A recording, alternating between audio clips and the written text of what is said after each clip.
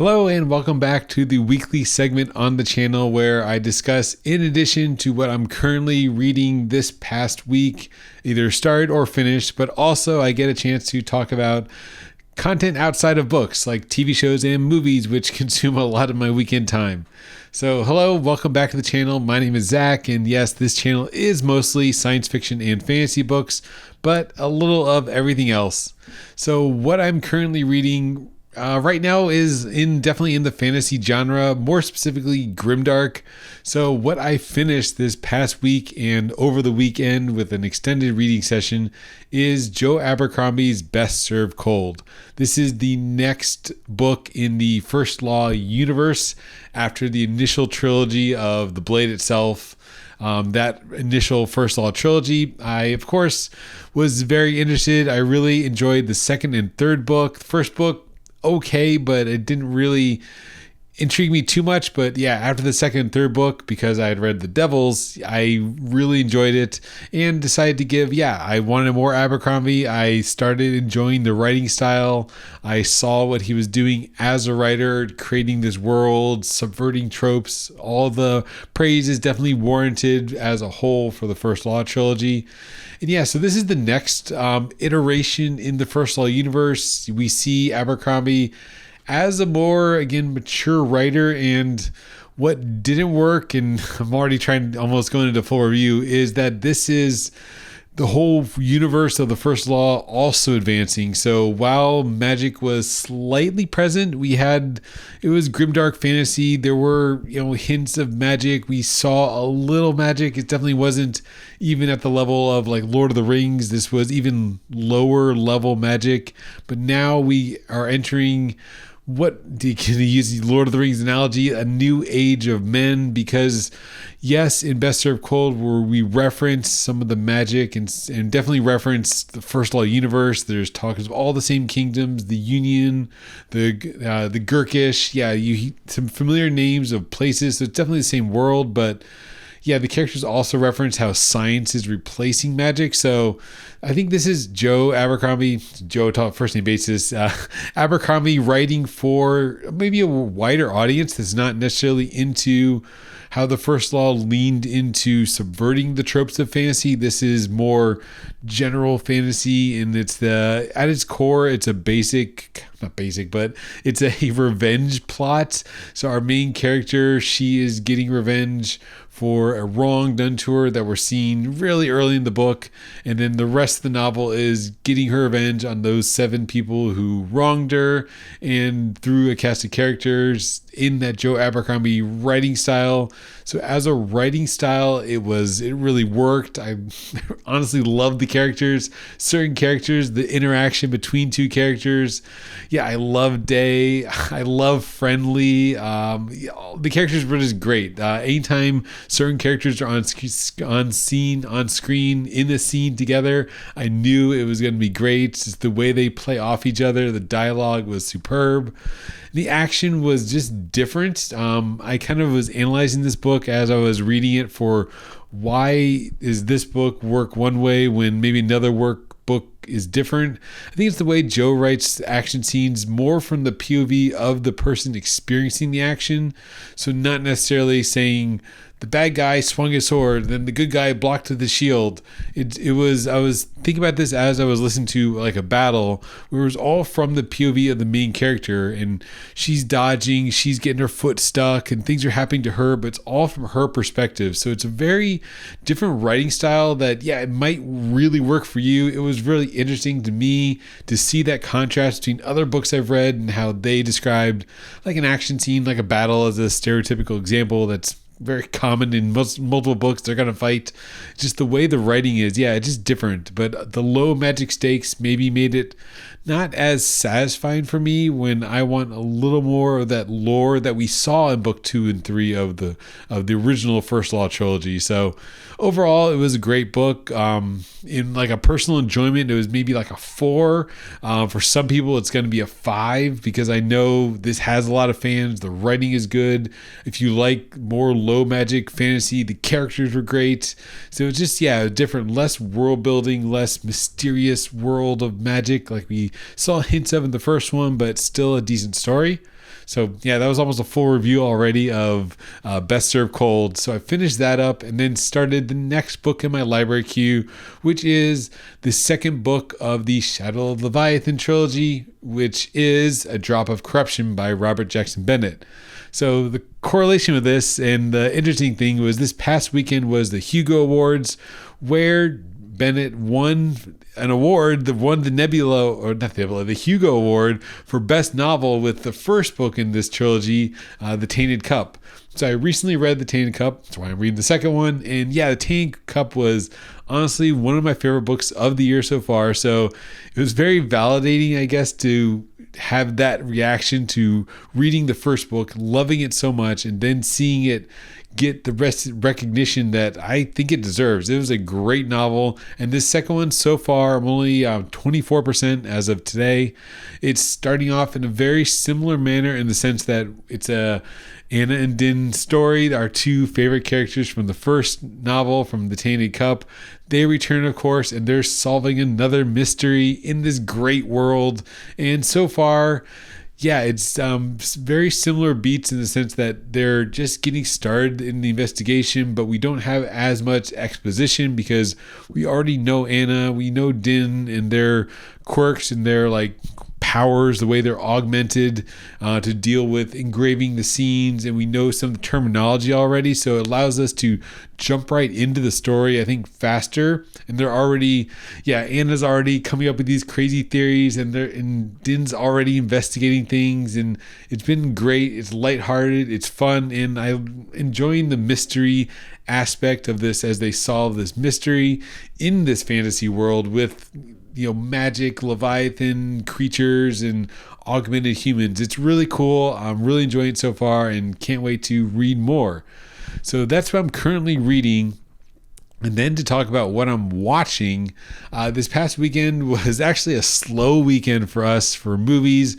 If you look back on this channel, the previously movies, sometimes it's 2 a day. So that's 2 on Friday, 2 on Saturday, 2 on Sunday. So some weeks 6 movies. This week was only 4. So by comparison, it's a slow weekend for us because, and I'll get to it, we were watching some TV. So what we watched, we finally end up picking a movie. We watched Paprika, the 2006 movie by Satoshi Kon, also the director of movies that I've seen, Perfect Blue and Tokyo Godfathers. So this is a movie that I saw a reference on social media, I don't know if it was Threads or Reddit, talking about how much Inception is inspired by this. And it got me thinking, you know what? Actually, I'd never actually seen Paprika, even though I've read about it, even though I watched Perfect Blue way back when.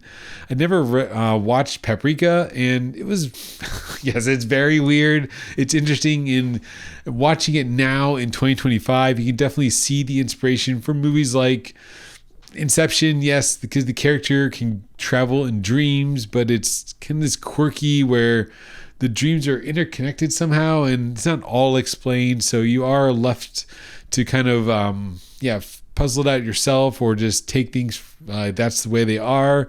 So it's interesting. It's definitely imaginative and creative. It's not an all-time for me, but it was I guess above average, but not an all-timer for me. It was good to watch though. Next, only 3 movies actually. Next was The Scoop, the 2024 movie from Japan with Akari Takaishi. So this actress, I feel she's everywhere these days. Maybe it's just biased from what I'm watching or what's available to watch. But Akari Takaishi is from Baby Assassins, and then most recently we saw Ghost Killer, another movie where she plays almost herself as an assassin with a ghost partner. But I know her mostly from the 3 Baby Assassin movies, and she plays the president of the literary club. This is a high school movie, so she's playing a high schooler again, like a young character. She has that same manic energy from Baby Assassins. And the plot of this movie, The Scoop, it's rather interesting. It's kind of like a mystery. So, I don't know why I'm on this mystery hook with The Tainted Cup / A Drop of Corruption, and now also watching The Scoop. But it's a high school mystery thriller where our one main character, she is trying to get into the literature club, but then she gets kind of sent to the the newspaper club to investigate them covertly, but they end up newspaper club doing an investigation to expose corruption in the school, and it's kind of like a mystery with a little bit of twist, and the ending wasn't super satisfying. So again, it was just like about above average. The Scoop, it was fun, past the time, but just above average. And then lastly, on Sunday, as a family, since it's on streaming already, it's only August 18th and it's already on streaming, but that's Superman 2025 by James Gunn. Watching this a second time was maybe even better the second time. I knew what was coming, and I still felt really emotional watching it. I just find the movie has a lot of hope. And while I enjoyed the original Snyder Superman films, Man of Steel, I really liked Batman v Superman. I thought it was a great take of that like gritty, emotional Batman versus Superman. I love the characters in Batman v Superman more than Man of Steel, but I like Batman v Superman a lot. I like that dark take on Superman and Batman, even though, yes, it's like this rivalry and how can Batman fight back in Superman and all that, but I thought it was interesting. But this film, total 180 in tone shift. It's much more hopeful, much more bright. Superman is not like this godlike savior figure. He's flawed, he's human, and this really shows his human side. I forget the actual run because I don't read Superman that this is adapted from. It's adapted from one of the comic stories. And I even saw discussions that, this like version of Superman was shown in, I think, the Smallville TV series from early 2000s. So we've seen this. If you're a Superman superfan, you've seen this maybe Superman before, but is a refreshing take. Gunn is a great director. If you like Guardians of the Galaxy, yes, they're tons of fun. I love all the Guardians films on the Marvel side. So I really, again, even though it's my second time watching it, a rewatch, Superman, really enjoyed it. Loved all the characters, very hopeful. I just love seeing that, or maybe this is what we need at this time because the world is crazy right now. It was the perfect movie for this time, 2025. Superman, James Gunn, can't recommend it enough. I think it's a great film that everyone needs to see, and I'm so happy that it's already on streaming. So then, why did we only watch 3 films this weekend when I said normally watch sometimes 6, but we only watch 1 a day this weekend on a Friday, Saturday, Sunday? Because we are catching up on the multiple series we're watching right now.